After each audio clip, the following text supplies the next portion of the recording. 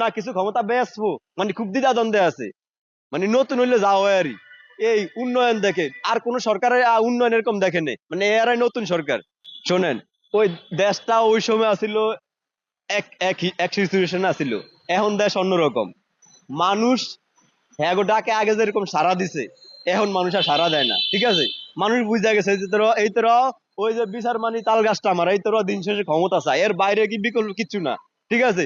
আর এই যে উপদেশটা যে সমন্বয়ক আছে এর মধ্যে বেশিরভাগই মাথা নষ্ট, ঠিক আছে। ওই কূটনৈতিক সম্পর্ক কি বোঝে না, বহির্বিশ্বের লাগে মেনটেন করে চলাটা বোঝে না। তো এরা করবো আমাদের দেশের ধ্বংস। শেখ হাসিনা আমাদের দেশের সামনের দিকে নিয়ে যায়, তো শেখ হাসিনার আমরা প্রয়োজন এই দেশে আনুন না। আমরা তো শেখ হাসিনার 2 কোটি মানুষের যাই এয়ারপোর্টে মালা দিয়ে আনুন, ঠিক আছে।